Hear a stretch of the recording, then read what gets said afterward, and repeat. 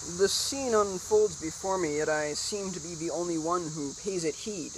The glorious light, the sun with its radiant brilliance peering through the cracks of clouds, the trees gently waving in the calm summer breeze, all painted by the living brush of nature.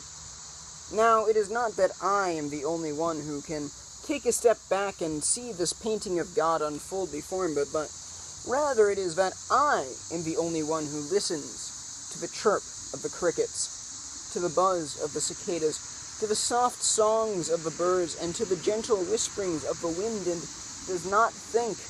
on how I must go home, or how loud these sounds are, or truly on anything, for when I am in this nature, I take a step off the path and into the world, and I stop thinking and start observing and hearing and seeing and looking and listening and simply marveling at what a gift it is we have been given to live in a world where if you want to see beauty, you can just look up,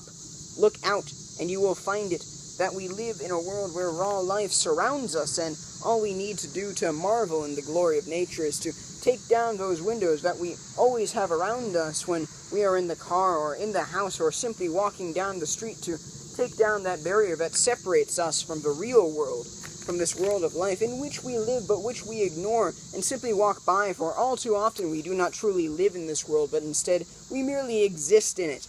and pass by that beauty that so surrounds us, thinking instead upon our personal lives and trivial tasks, and what is for dinner, and what did I get on that quiz, and does this person like me, and have I offended anyone today, always thinking far too much upon that which does not matter, rather than taking a moment to bask in the glory that we are alive and living in this great world where beauty is everywhere as long as we stop and step off the path that has been set before us by our parents and our teachers and our bosses and our peers, and simply carve out a new path that we desire, one where we can remember to look up and look out and see the world and see its beauty so present, but that we so often hide from ourselves in our quest for more, always more, for enough is never enough for this country in which we live, nor for this culture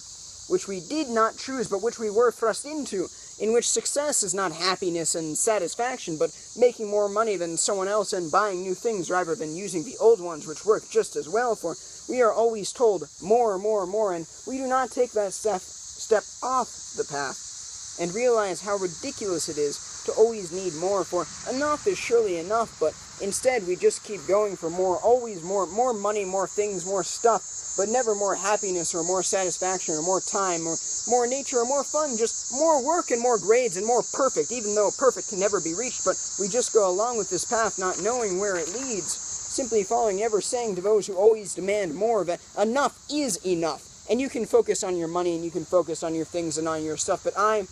shall focus upon my satisfaction and upon my happiness, and I will step off this path that you have put before me, for it is not the one that I desire, for the one that I desire has the time to stop and marvel at the glory of nature, to look up and to look out and to stop